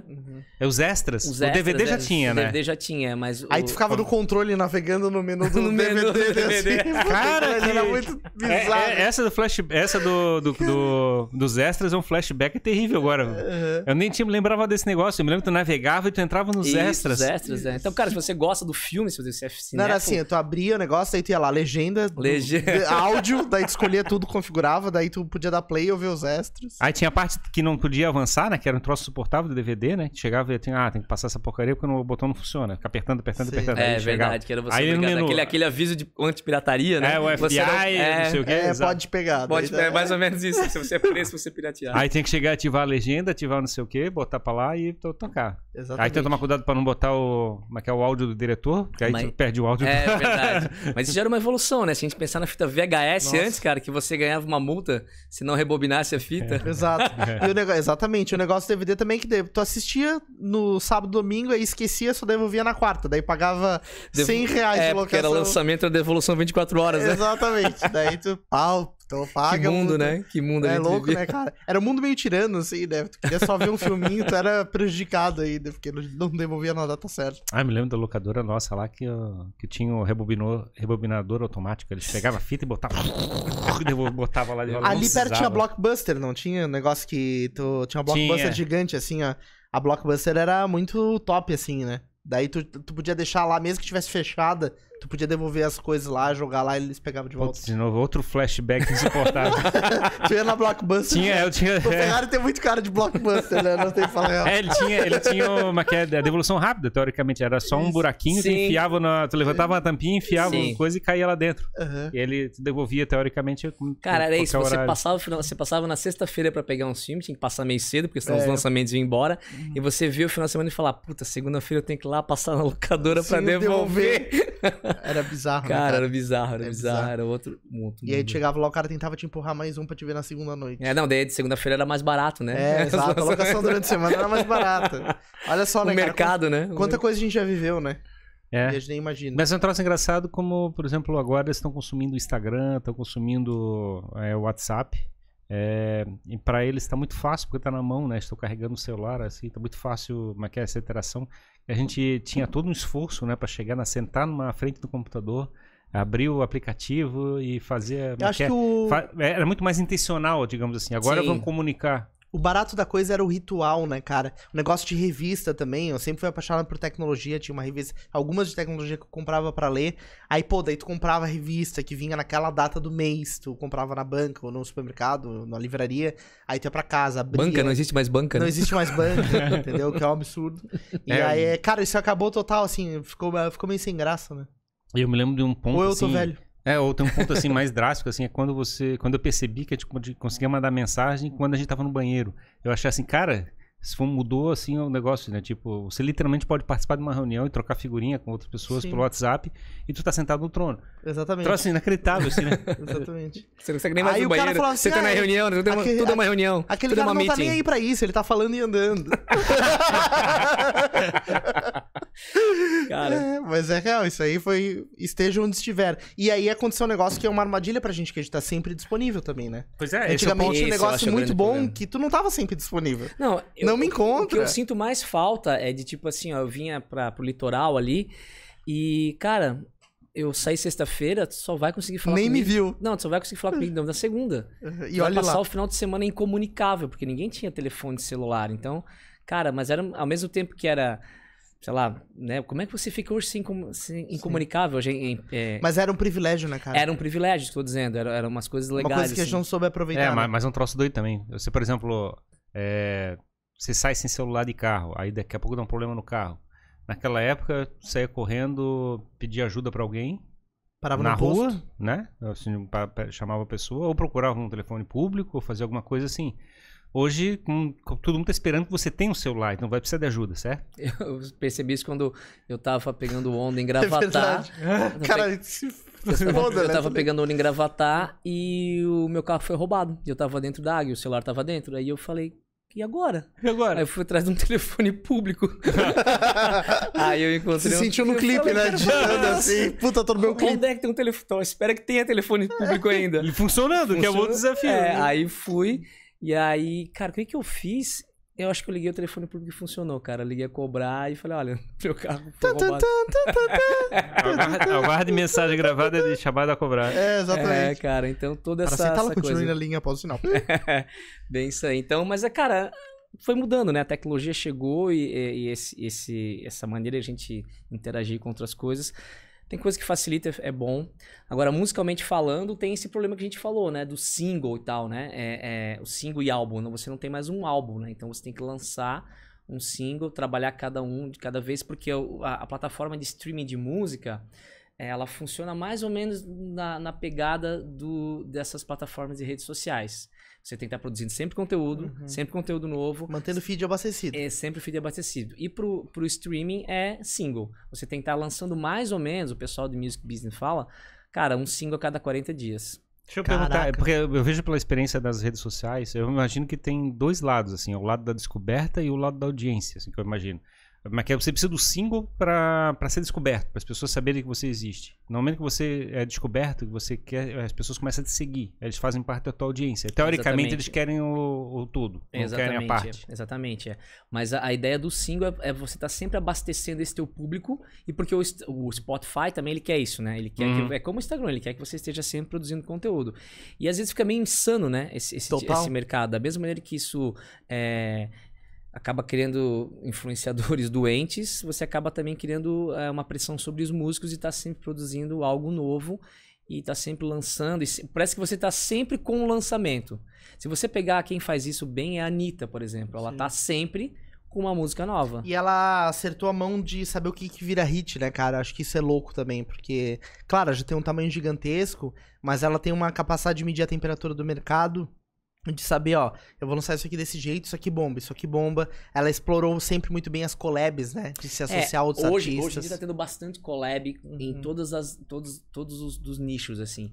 Inclusive, ela faz isso muito bem, assim. Eu acho que a Anitta, ela ultrapassa um pouco. Ela quer ser mais uma artista pop do que uma musicista. Entende? Sim, e eu não vejo problema nenhum ela fazer isso. Só que eu acho que como música ela deixa a desejar um pouco. Ela focou em, eu quero ser uma artista famosa. É a história do lado mais comercial da coisa, exatamente, talvez, né? Exatamente. Ela buscou isso e não tem nenhum problema ela fazer isso. Eu tenho problema. Mas tu não reconhece, tem problema? Eu tenho problema. Não, eu assim... Eu não gosto. Não, eu não vejo problema ela seguir esse caminho. Como músico, eu acho que ela deixa a desejar. Porque ela tá mais preocupada em fazer sucesso, estar na mídia, do que fazer um trabalho musical bem feito, eu acho. Não tô dizendo que ela faz trabalho musical ruins. Que ela faz vários, um atrás do outro, ela junta com... Quem é que faz sucesso na Colômbia? É fulano. Vem cá, fulano, vou lançar contigo. É que eu gosto bastante do trabalho dela, né? Curto bastante a maneira como ela conseguiu construir a carreira dela. Para de puxar saco dela, por favor. Não, mas cara, é foda. É porque na realidade é o seguinte, o meu ponto, né? É claro, tem todo esse lado técnico musical, eu não tenho conhecimento suficiente pra medir a qualidade de produção de música dela, né? Mas eu acho que ela conseguiu construir uma receita vitoriosa no mundo que a gente vive hoje. Então ela conseguiu entender a regra do jogo que a gente tem hoje muito bem, entender o que as pessoas querem, produzir isso de uma maneira bem produzida e entregar isso pra atender essa fome das pessoas, digamos assim. E ela conseguiu escalar isso e fazer isso múltiplas vezes. Então é isso que me chama atenção na trajetória dela, e por isso que eu acho legal o trabalho dela e gosto, porque é difícil, cara, hoje em dia tu conseguir criar um produto que tenha uma capacidade de ter sucessos sucessivos em ascendência. Sim, sim. E ela é isso, né? Tu pega um jogador de futebol, por exemplo, um Neymar, tem momentos que ele tá muito bem, estourado, tem momentos que ele tá em baixa, daí ele vai lá, tem um jogo que ele desempenha mal, tal, já é criticado. Ele, claro, ele é um atleta de alto desempenho, mas ele ainda tem essa oscilação. A Anitta, cara, ela até tem alguns contratempos na carreira dela, mas ela tá sempre no hit há tanto tempo, cara. Isso é muito louco. Ela tá junto há bastante tempo, mas se você lembrar, cara, assim, ó, ela deve ter lançado nos últimos 1 ano, vamos contar aí, sei lá. Ela lança quase uma música por mês, ou uma música a cada 2 meses e tal. Se você tentar lembrar as últimas dessas 6 músicas que ela lançou, você vai lembrar poucas, entende? Sim, elas sim. tocaram poucas, elas explodem, Sim. ela aparece e depois a música desce. Entendi. Você não ouve uma música dela tocando durante muito tempo, sabe? Talvez, sei lá, Vai Malandra foi que mais tocou, outra, assim. É mais descartável. E eu acho que é o objetivo dela.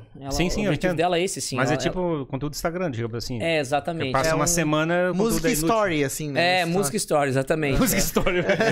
Criamos um novo conceito aqui agora, chamado A música ela dura 24 horas, tá, pessoal? Tu produz tudo ali 24 horas. Então tinha essa coisa que era nos anos 90 e tal, até 80. Cara, uma música era lançada, dela chegava no mercado, dela ia pras rádios, ela vinda, e chegava nas distribuidoras de CD, nas lojas americanas e tal, e você ia comprando, e aí a música vinha crescendo até alcançar 1 milhão, uma coisa assim, a música se desenvolvia e você criava até uma certa afinidade com a música, uma relação com ela. Hoje em dia é muito descartável, né? Então, por isso que fica essa pressão de estar sempre lançando um single atrás do outro. Assim. Ela tem que chegar e dominar o espaço todo e quer ocupar tudo e pra deixar morrer. E tipo assim, não, ela ocupa, beleza, agora qual é a próxima? É isso que é louco, cara, porque tá tão descartável, um negócio tão rápido, tão fácil de tu consumir, que ela lança, o cara já escutou, já curtiu 3, 4 festas ouvindo aquilo, ele não quer mais, ele quer a próxima, né? Quer a próxima, exatamente. E se não for ela que entregue essa próxima, outro artista vai entregar. Exatamente. Então é a corrida por se manter no topo, né? Exatamente. Eu digo isso porque assim, cara, imagina o quão insana deve ser a vida dela, né? E das pessoas que estão no entorno dela, pra manter esse ritmo, assim, porque é um negócio muito louco. Mas isso também é um instrumento do processo de mídia que a gente tem hoje, né? Digamos, rádio e televisão. Porque a rádio e televisão tá desesperada pra isso, né? Pra fazer isso, pra chegar e conseguir atingir. A gente tá vivendo isso e eu não sei como a gente vai passar disso, como é que... A gente tá num processo, eu acho, tá? Pois é, por exemplo... Musicalmente falando, eu posso afirmar que a gente tá passando por um processo que as pessoas estão tentando entender, os músicos de carreira a longo tempo não estão sabendo lidar, tem gente que fala que, pô, não vou lançar um disco, ou lança um disco e lança em singles, tem gente que banca e lança single mesmo, e não tá nem aí. Então, dentro da carreira, a pessoa tem que ver onde é que ela vai enxergar. No meu caso, eu praticamente não assisto mais televisão em casa, então eu não sou tenho mais influência da televisão. No carro, metade do meu tempo eu tô escutando YouTube Music. E aí o YouTube que tá selecionando a música que tá tocando pra mim. Então já não é mais aquela plataforma de mídia anterior que tá me atingindo. Tu não escolhe a tua playlist assim, né? Tipo, eu também não escolho. Eu também uso a plataforma para fazer, mas ela tem um processo de inteligência que ela começa a saber quais são as músicas que eu tenho, que eu gosto mais. Ela começa a selecionar pra mim. Então, teoricamente, essa montanha-russa, não montanha-russa, mas assim, esse rolo compressor, teoricamente, de mídia, da Anitta, coisa parecida, não vai rolar do mesmo jeito, eu acho, a longo prazo. Eu acho que esse é um período de mídia que a gente tem hoje. Cara, eu não sei onde a gente vai parar. Se eu tivesse a bola de cristal, eu já tava pensando na frente, mas eu não consigo imaginar. Acho que vai dar uma quebra mental em todo mundo, assim, tipo, todo mundo vai parar assim e vai voltar. Tu acha que vai ser assim? Eu acho que sim, vai dar uma louca no todo mundo? Eu acho que assim, a gente nunca faz um movimento de um lado e volta pro outro. A gente vai para um lado, a gente volta um pouquinho pro outro, resgata alguma coisa que era mais importante. Então eu acho que uma coisa que talvez a gente volte a resgatar é a ideia de um álbum completo, eu acho, de você tal cantor lançou um álbum. Eu acho que é interessante você conseguir ouvir ele como um livro. E não ficar lendo capítulos apenas de um livro separado, sabe? A gente chama... Tem até um movimento que fala sobre o que é deep listening, que é você ouvir, você parar pra ouvir. A gente para pra ver uma série da Netflix inteira, porque a gente não pode parar novamente pra ouvir um álbum, né? É o outro lado. A gente falou também fala da questão do podcast, por exemplo. O podcast aqui vai ser uma conversa que 2 horas? Sim, talvez. Todo mundo falando, na internet tem que chegar e produzir no máximo em 10 minutos. Em 10 minutos, se passar 10 minutos, o pessoal vai parar de ver no meio do caminho. E a gente sabe que podcast é um conteúdo que o pessoal consome inteiro, literalmente. Inteiro, digamos assim, acho que os conteúdos estão caminhando para nichos e posições diferentes. Exatamente. Eu acho que nicho é uma coisa que a gente consiga, talvez, visualizar melhor, assim. Talvez tenha gente que vai consumir isso de maneira descartável, até como a gente também. Claro. Eu não vou, tô numa festa, eu falo, agora bota aí o álbum Dark Side of the Moon do Pink Floyd pra eu sentar aqui e ficar ouvindo. Curtir aqui. Eu quero ver um insight que ele dá aqui nessa música. Olha essa virada. Não, mas o lado também, a gente tá passando a consumir as coisas muito mais pelo propósito por trás, pela história por trás delas, Exatamente. Né? Consumir as coisas mais artesanalmente. Talvez a indisponibilidade também faça as coisas ficarem mais valorizadas. Um artista lançar um álbum que não esteja nas plataformas de streaming, e esteja só em plataforma própria, ou só numa mídia específica que tu tem que adquirir pra ter acesso, tu começa a atingir menos público, mas tu começa a atingir o público que realmente tá envolvido com o que tu tem pra oferecer. É o exemplo dessa cuca. Isso aqui é uma deliciosa cuca de banana com nata da melhor cuca de Blumenau. Contrabandeado de Blumenau.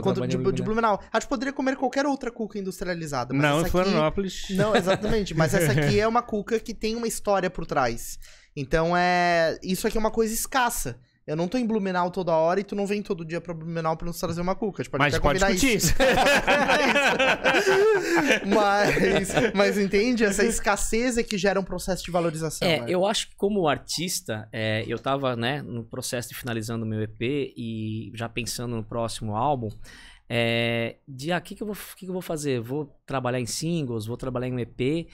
E eu cheguei à conclusão, baseada até numa frase da Beyoncé, que a Beyoncé falou, cara, a gente tem que sair dessa loucura, a gente não pode se encaixar, eu acho, como artista e tentar, não, eu vou começar agora a fazer que nem a Anitta, eu vou lançar um single atrás do outro, porque eu vou estar em evidência, e eu consigo realmente estar mais em evidência se eu fizer isso, mas que legado que eu vou deixar como artista, né? Que mensagem que eu passo, o que eu quero mostrar com isso aqui, sabe? Eu quero que alguém consiga ver minha obra, me valorizar como artista e entender o meu trabalho como uma obra mesmo, se conectar, né? E se conectar. E aí a conexão é muito maior também, acho que com o público, com quem você está fazendo. Você não alcança o mainstream, beleza, mas você vai alcançar um nicho que vai te seguir e ser fiel. É um trabalho que eu acho que é de formiguinha, que você faz a longo prazo, mas você tem um resultado bem mais satisfatório. Vai te apoiar, vai comprar o teu merchan, vai te seguir em show, vai... Exatamente. Né? Sendo que aquele artista ali, pop ou até sertanejo universitário, que às vezes entrou na moda, o cara tem que estar o tempo todo batalhando, criando o próximo hit, criando a próxima frase de efeito, e ele, cara, porque se você não fizer isso, vai ter outro cara que vai fazer e ele não vai comprar, não vai ser teu fã, claro. Porque você não fez um trabalho a longo prazo de cultivar esse fã, e o fã entender o teu trabalho, entender a tua arte, entender a mensagem que você quer passar. Eu acho que isso é um trabalho que os artistas têm que cuidar para não cair nessa roda, sabe? Porque a roda, ela quer ir. A roda gira e o Spotify, como o Instagram, quer que o cara esteja lá publicando o tempo todo um material novo e fazendo coisa. Só, né, cara? A máquina, ela tem capacidade de correr muito mais que o humano, né? Daí a inteligência artificial tá colocando o humano pra correr na velocidade dela, né? Exatamente, por isso que eu falo do crack emocional, assim, que eu acho que a gente vai chegar, né? Mas tem um lado da experiência do show, né? Na queda do espaço. Como é que tá isso? Vocês estão conseguindo fazer eventos? Cara, eu vou voltar agora, inclusive a sábado. Não sei que vai ser gravado, tá gravada. Já foi. Já foi. Mas estamos voltando agora, depois de bastante tempo, por causa da pandemia, né? E voltando a fazer show, que é outra experiência que é insubstituível, né? Não há story ou vídeo do YouTube que vai substituir um show ao vivo. Então, os pares estão em volta de você. Cara, tinha um professor meu quando eu fiz teatro que ele dizia, cara, quando você tá no palco, o teu coração tá batendo e o coração do público tá batendo, nós estamos envelhecendo aqui nesse mesmo momento, estamos vivos. Então essa experiência do ao vivo, ela é insubstituível. Então agora, né, felizmente, o pessoal acho que sentiu isso, né, na pandemia, não há live que se compare a uma experiência ao vivo, de você estar com alguém, de você sair, se preparar para sair à noite, botar uma roupa, combinar com os amigos e sair para o lugar. O show ao vivo tá voltando aí, depois desse período de pandemia que foi bem difícil, né, para os músicos, principalmente para quem vivia só disso, foi bem complicado, mas eu acho que agora todo mundo vacinado, a gente vai conseguir voltar e fazer. Aí já estão organizando, você falasse que montasse uma banda para fazer os shows ao vivo? Sim, eu já tava, né, com a banda ali antes, quando eu comecei a lançar o trabalho, e a gente teve que parar por causa da pandemia, tinha show marcado, e foi naquele momento final de 2020, a gente pensou, não, agora vai, né, não vai mais descer a curva, de repente todo mundo descuidou e subiu a curva novamente, aí cancelamos, né, retraímos, né, porque eu acho que a saúde é o mais importante, Mas aí agora todo mundo vacinado, com as 2 doses, a gente consegue daí voltar de maneira mais segura e voltar a fazer espetáculo, que eu acho que é o mais legal. Show de bola. E me diz uma coisa, o que é essa tua pulseira de que tem uma palheta? Achei bem legal isso. Eu tinha visto o clipe e eu ia te perguntar pessoalmente. Legal, uma palheta que é uma porta... Uma pulseira que é uma porta-palheta, né? Dá pra botar uma palheta. Eu comprei numa loja de música. E é útil, né? Tá preparado? Tô preparado. A qualquer momento eu tenho aqui uma... Eu achei que nem o cinto do Batman, né? Sim. Porque o do clipe tu faz com ela, né? Faço com ela, achei bem massa. E aí... Legal também, quando eu vi essa pulseira, eu falei, vou levar. Sim, tudo a ver. Massa. E onde é que a galera pode te encontrar, dar os teus links aí, a galera pode assistir o clipe, ver o encerramento, o empacotamento desse EP. Programação de shows também, né? Os shows ainda, né, não tem uma agenda, porque tá, né, voltando aos pouquinhos e tal. Mas, cara, pode me achar no Instagram, eu tô lá, romulo.carvalho.oficial. E também no youtube.com/Romulo Carvalho. Os clipes estão lá. E lá no Spotify também é só botar Romulo Carvalho no Spotify que me acha nas redes sociais lá. Artistas que queiram fazer collabs contigo ou queiram projetos juntos. Cara, inclusive, a gente até nesse período de pandemia, a gente juntou um pessoal. Eu fui atrás que eu falei, cara, a gente tem que fazer alguma coisa, tem que movimentar a cena. E aí que eu conheci o Maier e tal. Sim, porque a gente montou um coletivo aqui de bandas e tal, para se reunir, começar a pensar em festivais e fomentar a música, principalmente o rock, que perdeu um pouco de espaço aqui na mídia, né, no mainstream, para começar a fomentar esse trabalho aí e para chamar. Então a gente, cara, eu sou bem eclético, cara. A gente vai ter que organizar esse show junto com eles aqui, que é o festival, né? Festival. E, cara, eu sou bem eclético, assim, eu não tenho o rock tem essa coisa meio, essa retidão, assim, né, de não posso me misturar com tal gênero. Cara, eu acho que a gente tem que perder um pouco esse preconceito e trabalhar com outros gêneros e vir, assim, se fizer um trabalho legal, bem feito, com qualidade... Que o público se conecte. Mas assim, não, axé no efeito de rock, não. Eu não concordo. E funk, Ferrari, funk rola? Funk não, também não. Mas é difícil, assim, o rock acabou se fechando e expulsando os outros gêneros e foi morrendo, né? Sim. E foi fechando assim, mas acho que, cara... Rock tá meio de velho, será? Cara, então, tem uma nova galera que fala que rock virou música de tiozão, né? Que, que é até meio conservador e não quer se misturar. E, cara, eu acho que o rock tá faltando uma posição até política e tal, de expressar mais. É que o rock era rebelde, cara. Pois é, as pessoas, elas... É que os adolescentes hoje em dia não são rebeldes, eles são sistema. Eles são puro sistema. Apesar de ter uma cena... Eu sempre dou o exemplo do rap, porque o rap no Brasil, ele não é mainstream. Você não vai ver um cantor de rap tocando num programa de dominical, mas tem uma cena do rap que se fortaleceu, se sustenta, o pessoal vive bem... E não tá no mainstream. Então, assim... E atinge muito o público jovem. Atinge o público jovem, tem até a parte mais pop, que eu acho que é aquele rap... Como é que chama aquele rap que eles lançam uma vez por ano, assim, que é uns raps tudo misturado e um rap mais calminho, assim, e tal. R&B? Não é R&B, é... Cara... Poesia rap, eu acho que é uma playlist tipo como se fosse um álbum com vários rappers que eles gravam e lançam assim, poesia rap, acho que é o nome. E, cara, faz um sucesso enorme, estoura toda a vida. E, cara, porque o rap falou, não tem lugar, então vamos fazer um sistema. Fabricar uma cena. Vamos fabricar uma cena. Foi essa ideia que eu falei com o pessoal catei uns músicos, cara, fui catando músicos no estado inteiro, falei com o pessoal de Floripa, falei, vamos fazer um coletivo aqui. E aí o coletivo tá andando, só que daí veio a pandemia, a gente segurou um pouquinho, mas assim, cara, por ano que vem a gente quer botar uns festivais pra rodar aí e tocar. Mas será que a palavra rock tá ruim pra ser vendida? Cara, boa pergunta. Eu acho que às vezes... Talvez não esteja mais dando rock a palavra. Às vezes eu acho que sim, mas acho que se você fizer um trabalho bem legal e um festival e juntar uma galera, acho que você faz um bom trabalho. Mas assim. Tá cheio de tiozão. Cara, eu acho que não. Eu acho que tem bastante banda nova. Eu vi um álbum hoje do Francisco Elombre, que lançou um álbum muito legal que mistura umas coisas mais regionais e tal, uma pegada rock, super divertido. E, cara, e eu acho que é só o pessoal expandir um pouco mais a cabeça e tal, e ouvir outras coisas diferentes e trazer uma galera com umas ideias novas que a gente consegue fazer um trabalho cara, legal. Eu não sei se a experiência que a gente teve do rock nacional dos anos 80, anos 90... de certa forma, eles estão na cena até hoje, praticamente, né? Vamos dizer assim, né? Titãs e coisas assim. E quem tá consumindo, teoricamente, esse conteúdo são pessoas mais velhas, né? Então, teoricamente, o rock parece que ficou preso nisso, né? Tipo uma bolha de tempo. Se você pegar esses grandes figurões, eu acho que sim, mas tem bastante coisa nova surgindo e a galera tá Não, eu acho que a gente tá, obviamente, tá sempre recriando o rock nesse sentido.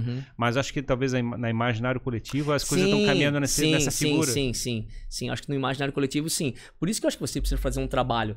Cara, trazer festivais é uma coisa. Se você bota um festival aqui no bairro, com um monte de banda tocando, a juventude vai lá ver. Exato, porque é oportunidade de consumo, né? Eu não conheço muito de música, acompanho algumas coisas, eu comecei a ver a história do Dinho do Capital, né? E aí, cara, tipo, tu vê o desafio, né, pra construir um negócio de música, uma banda, e são histórias que estão meio que perdidas, assim, que não são faladas, né? Eu acho que falta, talvez, gerar essa identificação. Porque, querendo ou não, as outras músicas, elas acabam comunicando um lifestyle, acabam comunicando um desafio. Tem que fazer que nem o pessoal faz lá em Nova York, né? Tipo assim, eles chegam no meio da rua, no meio do nada, começam a chegar e tocar no meio da rua com Eles faziam uns eventos assim, meio de explosão, assim, no meio de Nova York. Eu lembro de umas cenas que aconteciam. Tem isso também, sim. E eu acho que é profissionalização também, assim. Cara, vamos fazer um negócio legal, vamos chamar a assessoria de imprensa, vamos fazer um trabalho de marketing, vamos fazer uma coisa... Não dá pra ser mais... né? Não dá pra ser, eu acho que, mais amador. Sabe, pô, a gente montou umas bandas lá na minha rua e fez o festival e, cara, tu vai ter que agora fazer um trabalho de como a gente vai fazer esse festival, como a gente vai fazer publicidade, vamos chamar patrocinador, vamos fazer um negócio bem feito, porque daí você consegue alcançar um público maior e você consegue trazer a galera. Só não vai falar de lambe-lambe aqui, porque já esse papo do lambe-lambe. O Ferrari já tem com o lambe-lambe colado nele todo. Cara, mas eu acho Vamos espalhar uns lambe-lambe. Mas eu acho que dá pra fazer um trabalho sim, cara. É só a gente se empenhar, se juntar. E, cara, para de reclamar, cara. Eu disse, não tem mais espaço pro rock, porque hoje é só funk. Cara, não reclama que não tem espaço. Vai lá, faz seu espaço, vai atrás e faz as coisas. Eu acho que é o principal. Esse ponto da história, pra mim, é muito crítico, assim, né? Tu pega hoje o que tá bombando, tu pega o funk, o rap, o próprio sertanejo. Tu vê que as histórias que são contadas nessas cenas, elas geram uma identificação muito forte com o público. A galera se enxerga naquilo que tá sendo dito, naquilo representa aquilo que a pessoa tá sentindo. E talvez essa pegada pro rock, pra o que tá acontecendo agora, pode ser um caminho interessante, né? Quer ver uma coisa clássica do rock? Cara, as bandas de sertanejo, por exemplo, elas se juntam e fazem collabs e fazem música junto. No rock tinha uma coisa tipo assim, o cara chegava, tinha uma banda de rock no palco, o cara falava, o cara não toca tão bem assim, não sei o que lá. O cara tinha em vez de trazer as bandas de rock se unir, a pessoal tinha essa mania de falar, não, o cara não toca tão bem, sabe? Mas no rock, o pessoal não tocava só 4 acordes. No rock sim, no punk sim, né? Já no metal não era tão só 4 acordes, mas tinha sempre essa competição de eu sou melhor que você. E no sertanejo o pessoal falou, cara, a gente unido é mais forte do que eu falar que eu sou melhor que você ou que não eu acho tem que espaço. Blink 182, né? Que falava, caras, eu não sabia tocar quando começou a banda, literalmente. Mas essa é a ideia do punk, né? O do it yourself, né? Faça você mesmo. É você pegar, cara, não vou ser bom, vamos fazer. É isso aí. Massa demais. Rômulo, muito legal te receber aqui, cara. Obrigado, né, pela tua presença. A gente fica muito contente de conhecer mais uma história incrível, né, na área da música. Que você consiga perpetuar as tuas ideias, né? E parabéns pela tua coragem, né, de executar esse projeto de carreira. A gente sabe que é desafiador, que... Envolver a turma lá de Blumenau para nosso podcast também, exatamente. Né? Legal. Eu comentei com ele em off, que a gente já conversou com uma galera de Blumenau da área de startup. Então a gente tá indo pra música. Então vamos ver se a gente reúne tudo isso aí, tá? Então, obrigado mesmo pela tua presença. Obrigado por ter trazido o Cuca, né? Foi muito importante. Um obrigado extra. Com um pouco mais de vontade, obrigado por ter trazido o Cuca. É sempre aquela história, se a conversa não fumou, pelo menos a Cuca é boa, né? Exatamente. A gente se vende barato, tá? Isso aí. Obrigado, gente. Obrigado pela oportunidade, obrigado pelo espaço e principalmente para dar espaço para arte, para cultura que nos últimos tempos aí tem sido, né, cerceada e é bom ter esse espaço pra gente poder falar de arte, falar de cultura de maneira aberta. Sem dúvida. E o legal nosso é poder fazer essa troca de figurinha, né, de bater papo e conversar sobre como é que estão as coisas. Eu acho muito legal essa a oportunidade que a gente tem aqui. Então acompanhem lá Rômulo Carvalho em todas as redes sociais, Spotify. Já vai lá, curte tudo, dá estrelinha em tudo, nota 5 pra fazer bombar o trabalho dele aí, certo? Bora! É isso aí. Muito obrigado então a você que assistiu a mais este episódio aqui do Jogando Pra plateia. A gente tá muito contente de realizar esse trabalho. A gente tem conversado com pessoas muito legais. Aqui no nosso canal tem um acervo de mais de 150 conversas com líderes, pessoas que estão construindo coisas incríveis nos seus setores. E a gente tem o prazer aí de compartilhar essas histórias com você que nos acompanha. Entra no site jogandoplateia.com. Lá você tem um monte de informação. Pode buscar ali a respeito de como pode participar do nosso episódio Jogando pra Plateia. Tem todas as informações, a Media Kit do nosso produto. Isso. E aí estamos à disposição para vocês. Exatamente. Além deste canal, nós temos o canal de cortes Jogando pra Plateia. Lá tem os melhores trechos dos nossos papos. E lá vai ter um trecho específico mostrando como o Rômulo construiu um quarto anos 90 em apenas 15 horas. Tá? 15 horas? Foi 15 horas? Vai ter um corte lá explicando isso. Só lá beleza? Mesmo. É isso aí. Então, pessoal, muito obrigado. Aproveite novamente para curtir esse vídeo, inscrever-se no nosso canal e também considere tornar-se membro. A gente tem o nosso programa de membros aí, você pode curtir. E agora a gente vai deixar o Dudu comer a cuca. Exatamente. Ele tá até agora olhando. Não, ele comeu um pedaço. Olha lá, mostra o prato aí, Dudu. É isso aí, vamos matar essa cuca agora, beleza? É isso aí, pessoal. Muito obrigado e até o próximo episódio do Jogando para a Plateia. Tchau, tchau. Valeu, pessoal. Tchau, tchau.